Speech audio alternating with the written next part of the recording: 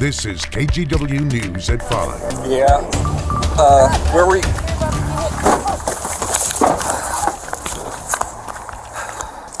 Wow, a close call on the road. Tigard police sharing that video on Twitter of a driver that nearly hit an officer who was helping another driver in the snow. This happened on the Shoals Ferry overpass over the weekend. The officer involved here is okay, but the department is just reminding drivers to slow down as we expect more icy conditions. That was a close one.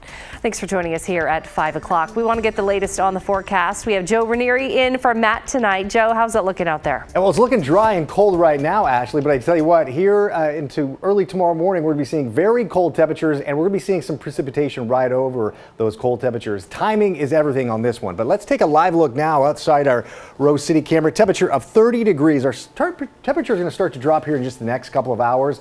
Overnight lows in the upper teens to low 20s throughout much of the metro area. So get ready for some cold temperatures, but once we get into the early morning hours, as that precipitation starts to arrive, our temperatures are going to start to warm up pretty quickly because we'll have more of a southerly flow, and that's a big difference in what we'll be running into for tomorrow. If we didn't have that southerly flow that will help us warm up, we could be seeing a little bit of a longer stretch of some snow and icy conditions. So as we look at the satellite and radar, we don't have any precipitation falling yet, but again, we'll start to see some of this these heavy snow showers moving over the Pacific move into our area right around 7 o'clock tomorrow morning. So here's a look at the futurecast. I have this stopped here tonight at 8:30. Nothing's going to happen late tonight, just except for some very cold temperatures like I was telling you. Then right around 3:30, this model is saying we can start to see some snow showers move over a little bit on the coast range, and there's that line, a mix of some rain and snow. There could be some pockets of freezing rain as well. So I have it stopped here right around 7 o'clock is when we'll be seeing some light accumulation.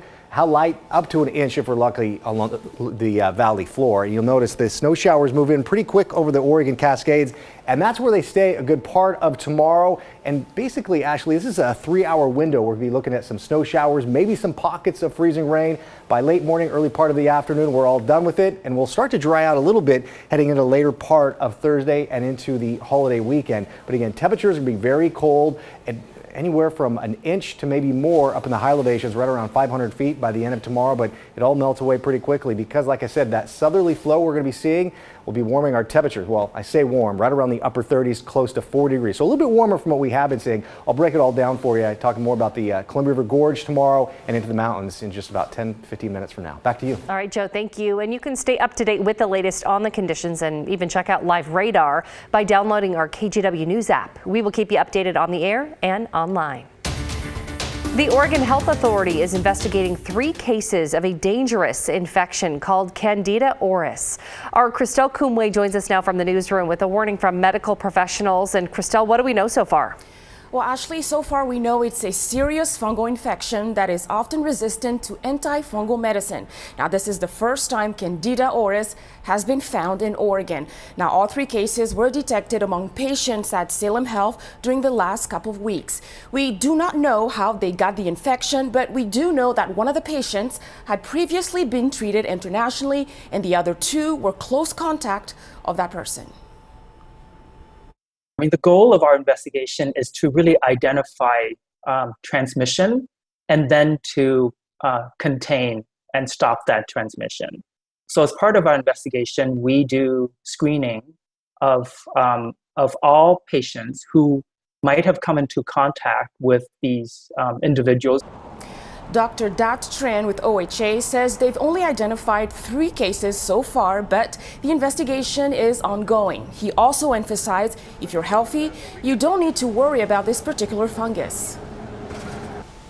These are limited to individuals who have underlying conditions, generally people who've been in hospital for a long time or in nursing homes for a long time, who have indwelling devices like catheters or trachs. Those are the people who are at risk.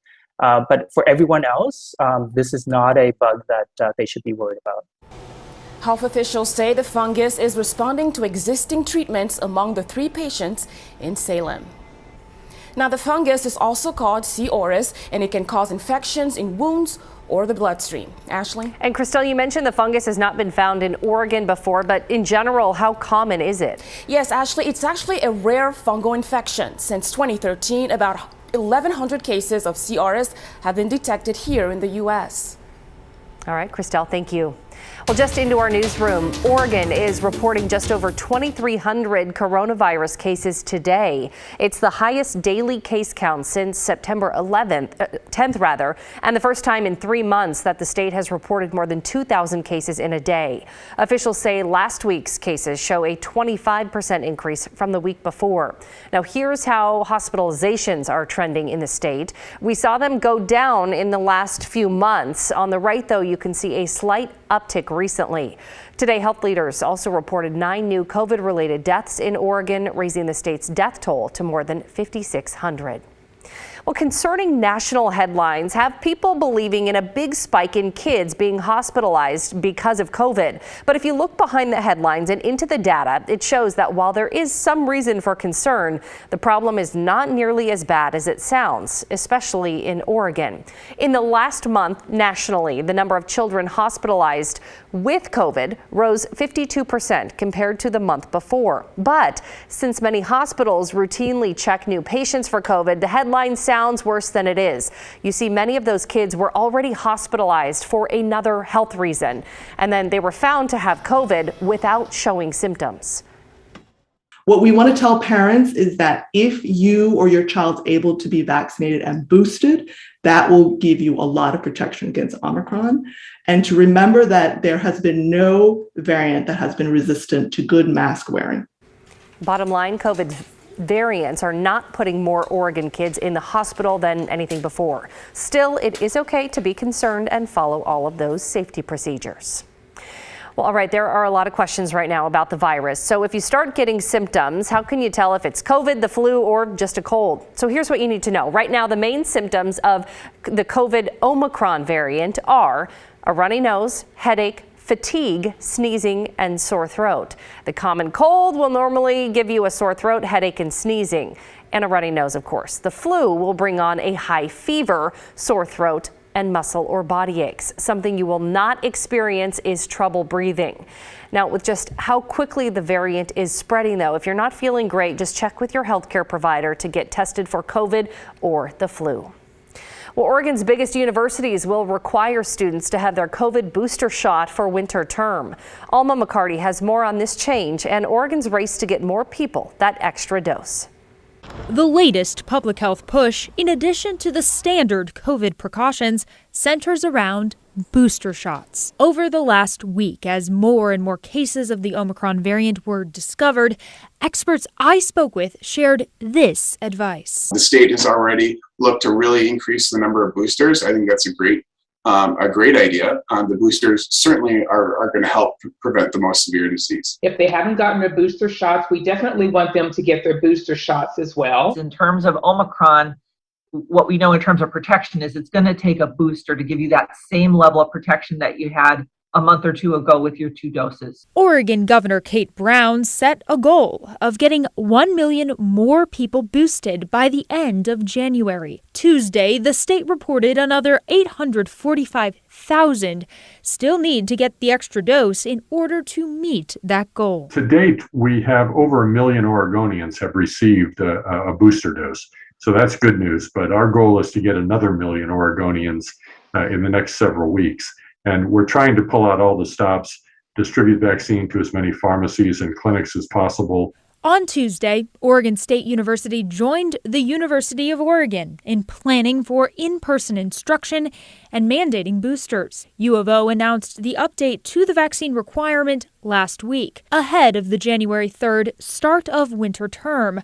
OSU wants all eligible students and staff to go ahead and get the booster shot as soon as possible, along with a COVID-19 test. Students and employees will provide proof of their vaccination status and their eligibility to receive a booster shot. Portland State University will not require booster shots, but strongly encourages everyone to get them. Along with testing services, boosters will be available on campus. These kinds of rules do encourage at least some to go ahead and get the shot, according to researchers at the University of Oregon. The mandates for vaccination have been very effective.